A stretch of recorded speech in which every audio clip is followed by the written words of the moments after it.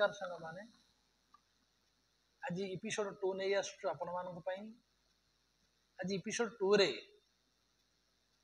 प्राचीन नदी उपत्यका सभ्यता संपर्क रे आमे आलोचना करिबा जहा कि मिस्र सभ्यता मेसोपोटामिया सभ्यता और चीन सभ्यता संपर्क मिस्र आधुनिक नाम होउची इजिप्ट ए मिस्र को नील नदीर दान बोली कहा जाए नील नदीर उपत्यका ख्रीष्टपूर्व 3000 रु 525 ख्रीष्टपूर्व मध्य सभ्यता गढ़ी उठी जहाँकि विश्व आगे मिस्र सभ्यता नाम परिचित थिला। यही मिस्र सभ्यता सारा पृथ्वी रे तार स्थापत्य और भास्कर्य पे ना करिछि।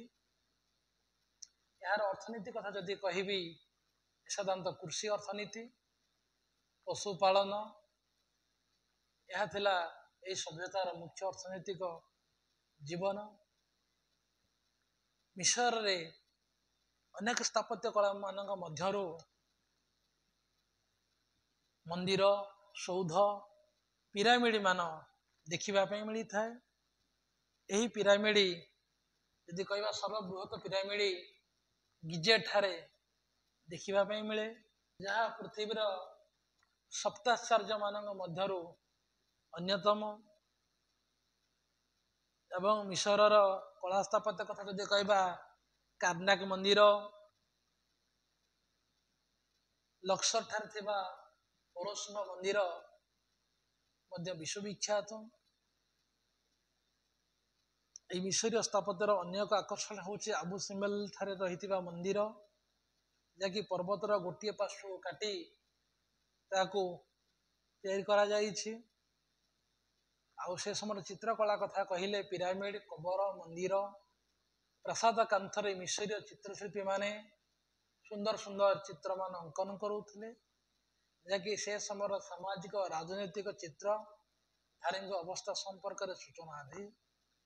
এই ମିଶରୀୟ ମାନଙ୍କର ଲିଖନ ପ୍ରଣାଳୀ କଥା ଯଦି କହିବା ହାଇରୋଗ୍ଲିଫ୍ ଲିପି ବା ଯାହାକୁ କୁହାଯାଏ ଗ୍ରୀକ ମାନେ ଏଥିରେ ପବିତ୍ର ଲିପି ବୋଲି କୁହାଯାଏ ଯାହା ଯୋଉଥିରେ କି ମିଶରୀୟ ମାନେ ସେମାନଙ୍କର ଶିକ୍ଷା ସମ୍ପନ୍ନ କରୁଥିଲେ।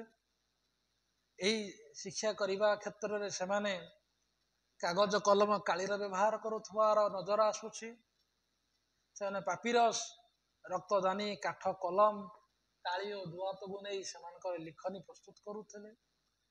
ମିଶରୀୟ ମାନେ ମଧ୍ୟ ଦିନପଞ୍ଜିକା ଗଣିତ ଶାସ୍ତ୍ର ଜ୍ୟାମିତି ଜ୍ୟୋତିର୍ବିଧି ଏସବୁ ଉପରେ ମଧ୍ୟ ସେମାନଙ୍କର ଅନେକ ପ୍ରଗାଢ଼ ଜ୍ଞାନ ଥିଲା। ଏହି ମିଶରୀୟ ମାନେ ମଧ୍ୟ ଭେଷଜ ବିଜ୍ଞାନରେ ମଧ୍ୟ ସେମାନଙ୍କର ତୁଟ ଜ୍ଞାନ ରହିଥିଲା। ଯେମିତିକି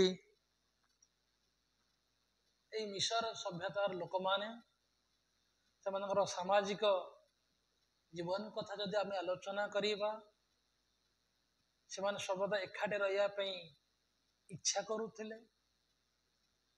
ଫଳ ମାଂସ ଏବଂ ଶସ୍ୟ ଉତ୍ପାଦନ କରି ଜୀବିକା ନିର୍ବାହ କରିବାରେ ତାହାର ମଧ୍ୟ ପ୍ରମାଣ ମିଳିଛି। ଆଉ ଏ ମିଶରୀୟ ସଭ୍ୟତା ଯେହେତୁ ନୀଳ ନଦୀର ଦାନ ବୋଲି କୁହାଯାଇଛି ନୀଳ ନଦୀ କୂଳରେ ପ୍ରଥମେ ଏହି ସଭ୍ୟତା ଗଢ଼ି ଉଠିଥିଲା। ନୀଳ ନଦୀରୁ ଜଳ ସଂଗ୍ରହ କରି ଫସଲ ଉତ୍ପାଦନ କରିବା କ୍ଷେତ୍ରରେ ଏମାନେ ମଧ୍ୟ ପୃଥିବୀର ଅନ୍ୟତମ ଭାବରେ ଗ୍ରହଣ କରାଯାଇଛି। ଏହି ମିଶର ସଭ୍ୟତାର ଲୋକ ସାରା ପୃଥିବୀକୁ ତାଙ୍କର ଦିଶା ଦେଖାଇ ଦେଇ ଯାଇଛନ୍ତି ଯେ ଏହି ସଭ୍ୟତା ସେ ସମୟରେ ଏକ ଗୌରବମୟ ସଭ୍ୟତା ଭାବରେ ସାରା ପୃଥିବୀରେ ନାମ କରିଛି। ପିଲାମାନେ ଆମେ ଆସନ୍ତା କ୍ଲାସରେ ମେସୋପୋଟାମିଆ ସଭ୍ୟତା ସମ୍ପର୍କରେ ଆଲୋଚନା କରିବା। ରହୁଛି, ଧନ୍ୟବାଦ।